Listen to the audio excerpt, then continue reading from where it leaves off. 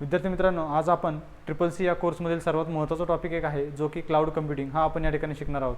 तर cloud computing नक्की काय कन्सेप्ट आहे तर हे आपल्याला आज पाहायचं आहे. यावरही CCC या कोर्समध्ये बरेच वेळेला एक्झाम्सला प्रश्न येतात, तर ते कसे सोडवायचे यासाठी एक महत्त्वाची तुम्हाला बेसिक इन्फॉर्मेशन माहिती असणं गरजेचं आहे, ते आपण या ठिकाणी पाहणार आहे. क्लाउड कम्प्युटिंग एक अशी कन्सेप्ट आहे ज्याच्यामध्ये तुम्ही तुमचा डेटा हा क्लाउड सर्व्हर्सवरती स्टोअर करता. आता क्लाउड सर्व्हर्स नक्की आहे काय, तर क्लाउड सर्व्हर्स एक अशी कन्सेप्ट आहे ज्याच्यामध्ये तुम्ही तुमचा डेटा जेव्हा तुमच्या मोबाईल्समधून किंवा कम्प्युटर्समधून स्टोअर करता त्यावेळेस तो तुमच्या डिव्हाइसमध्ये न होता तुमच्या सर्व्हरवरती स्टोअर होतो, जो की ऑनलाईन असतो. म्हणजे बरेच वेळेला पहा, आता समजा तुम्ही तुमच्या घरी कम्प्युटरमध्ये एखादी फाईल तयार केली आणि ही फाईल तुमच्या कम्प्युटरमध्ये स्टोअर केली तुम्ही, तर तुमच्या कम्प्युटरच्या हार्ड डिस्कमध्ये स्टोअर होते. परंतु तुम्ही इथून समजा पुण्याला गेलात, मुंबईला गेलात किंवा इतर कोणत्याही लोकेशनला तुम्ही गेलात, महाराष्ट्रात फिरा, महाराष्ट्राच्या बाहेर फिरा, तिथे तुम्हाला ॲक्सेस करण्यासाठी ती हार्ड डिस्क किंवा तो कम्प्युटर घेऊन सोबत फिरावं लागेल. परंतु जेव्हा तुम्ही हा डेटा क्लाउड सर्व्हरवरती स्टोअर करता त्यावेळेस मात्र अशी कोणतीही गरज तुम्हाला त्या ठिकाणी नाही आहे. त्यावेळेस तुम्ही काय करू शकता, क्लाउड सर्व्हरवरचा डेटा हा तुम्हाला तुमच्या डिव्हाइसवरती डायरेक्ट ऑनलाईन अवेलेबल होतो. फक्त तुम्हाला इंटरनेटची गरज असते.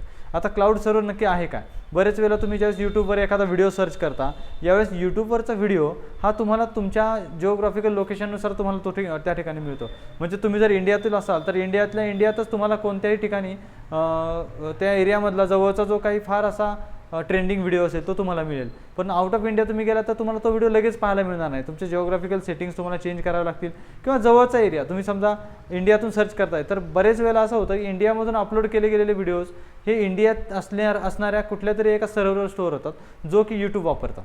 बरेचदा काय होतं, मग तुम्ही जर इंडियातले सर्व्हर्स असतील तर इंडियातून सर्च करताना ते फास्ट लवकर स्ट्रीम होतात.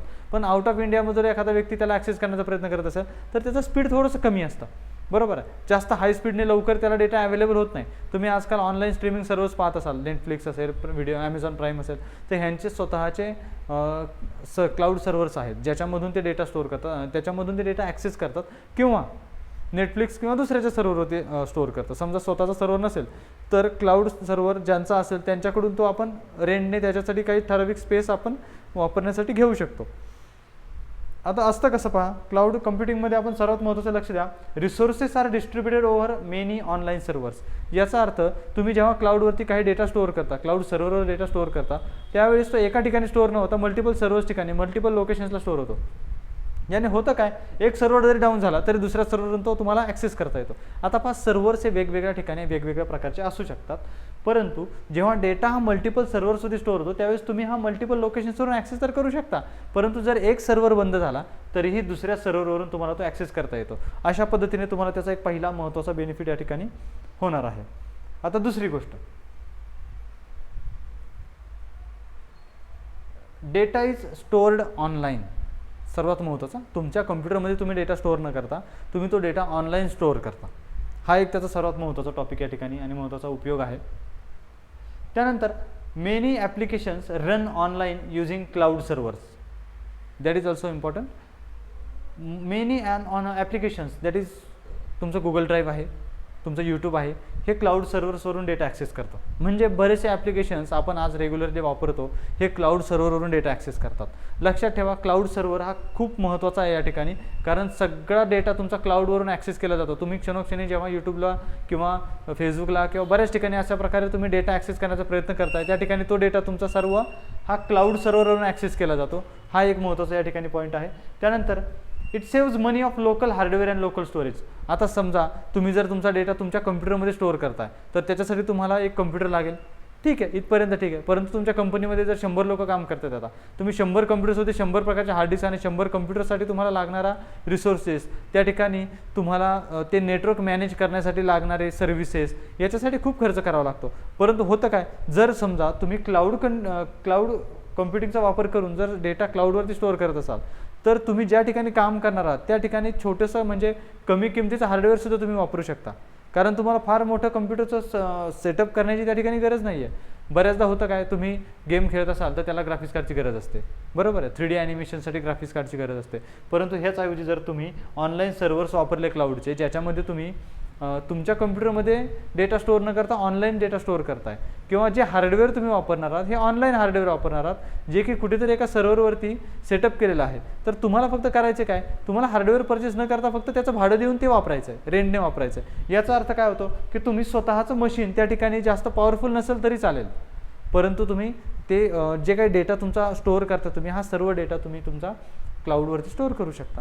याच अर्थ तुम्ही तुमचे पैसे वाचवताय, कारण तुम्हाला फार पॉवरफुल किंवा फार स्ट्रॉंग असं त्या ठिकाणी हार्डवेअरची गरज नसते. दुसरी गोष्ट झाली लोकल सर्व्हरची, लोकल स्टोरेजची.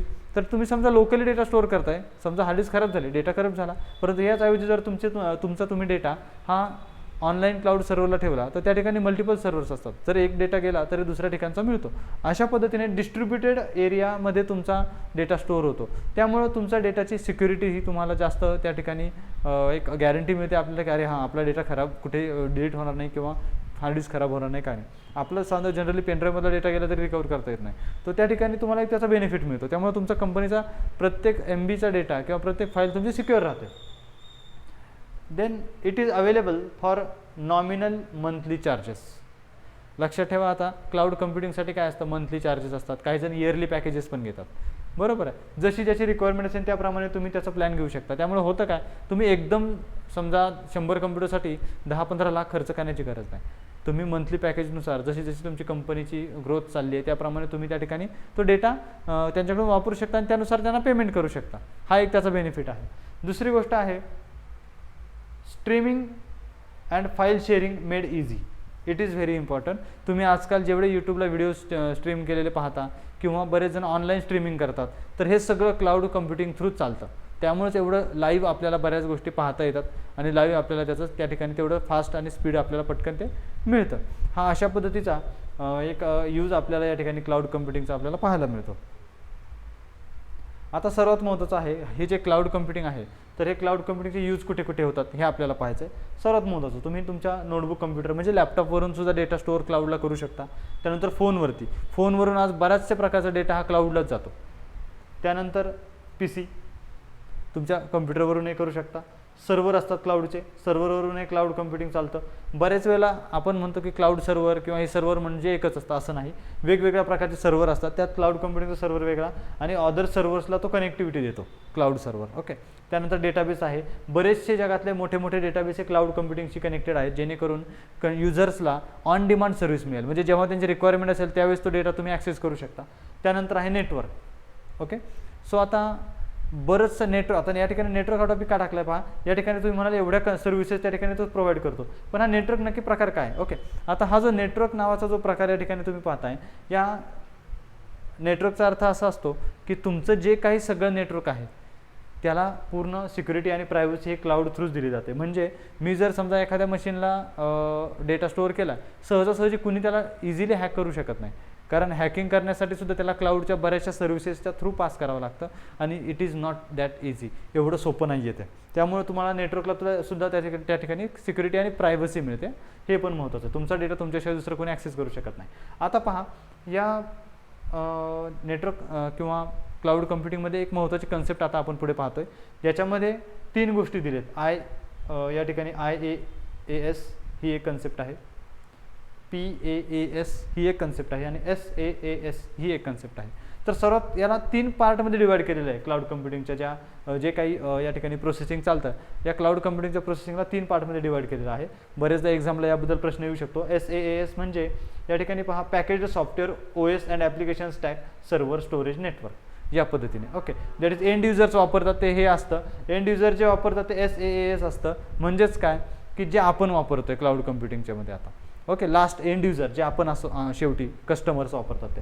PaaS हे डेव्हलपर्स वापरतात. ओके. आणि त्यानंतर आहे IaaS, हे म्हणजे इन्फ्रास्ट्रक्चर आहे किंवा नेटवर्क. ज्यांनी क्लाउड कम्प्युटिंगचं नेटवर्क स्टोरेज किंवा नेटवर्क सर्व्हर असेल, हे सगळं सेटअप ज्यांनी केलं आहे त्यांच्याकडे जे ज्या लेवलला काम चालतं त्या लेवलला म्हटलं तर IaaS. Okay. Infrastructure and network architects असतात. त्यानंतर ॲप्लिकेशन डेव्हलपर्स म्हणजे काय असतं की क्लाउड कम्प्युटिंगशी कम्युनिकेशन करण्यासाठी जे ॲप्लिकेशन्स डेव्हलप करणारे लोक असतात तर ते हे लेवलला काम करतात. OS and application stack server storage network. ते या ठिकाणी काम चालतं. आणि सर्व्हर स्टोरेज नेटवर्क म्हटलं की ॲक्च्युली सर्व्हरला फक्त, ओके. परंतु OS and application stack server storage network हे काय करतं की तुमच्या ऑपरेटिंग सिस्टम आणि ॲप्लिकेशन्स ह्या दोन्हीला तुमच्या सर्व्हरशी कम्युनिकेट करण्यासाठी हेल्प करतं. दॅट इज ॲप्लिकेशन डेव्हलपर्स त्या ठिकाणी असतात, ओके. आणि पॅकेज सॉफ्टवेअर्स म्हणजे ॲक्च्युली लास्ट एंड युजर, जो की तुम्ही एखादा ॲप्लिकेशन किंवा OS बनवली आहे, परंतु एंड युजर ते वापरताना वेगळ्या क्लायंट सॉफ्टवेअरवरून वापरतोय, वेगळ्या सॉफ्टवेअरवरून वापरतोय. जसं की आपण गुगलचं फक्त एक छोटंसं ॲप्लिकेशन वापरू शकतो, बरोबर आहे. गुगल सर्व्हर नाही किंवा गुगलचं डेव्हलपर्सचं नेटवर्क नाही वापरू शकत आपण, फक्त एक एंड युजर, म्हणजे की थोडक्यात तुम्हाला त्याच्यावरून चॅटिंग करायचं असेल किंवा काही ह्या गोष्टी असतील ते, किंवा मेल सेंड करायचा आहे, तर अशा पद्धतीचं एक तुम्हाला क्लायंट ॲप्लिकेशन या ठिकाणी दिलं जातं, ते तुम्ही वापरू शकता. सो अशा पद्धतीने या ठिकाणी एक क्लाउड कम्प्युटिंगचं या ठिकाणी एक नेटवर्क या ठिकाणी क्लाउड कम्प्युटिंगचं जे लेवल्स आहेत ते आपण या ठिकाणी पाहिलेले आहेत, ओके. सो आपला जो स्लाइड शो छोटासा होता तो या ठिकाणी आपला संपलेला आहे. तर अशा पद्धतीने या ठिकाणी आपण बऱ्याच गोष्टी आत्ता पाहिल्या क्लाउड कम्प्युटिंगबद्दल. तर जर समजा CCC एक्झाम्सला क्वेश्चन आले तर तुम्हाला याबद्दल थोडीशी आयडिया असावी की हे क्लाउड कम्प्युटिंग नक्की आहे काय. याला लक्षात ठेवा, प्रत्येकाला अकाउंट असतं. ॲप्लिकेशन डेव्हलपरला अकाउंट आहे, त्यानंतर एंड युजरला पण क्लाउड कम्प्युटिंगसाठी अकाउंट लागतं, त्याच्या थ्रूच लॉग इन केलं जातं. त्यामुळे हे थोडंसं प्रायव्हसी या ठिकाणी खूप स्ट्रॉंग आहे आणि हे नेटवर्कसुद्धा खूप स्ट्रॉंग आहे यामध्ये, ओके. So thank you.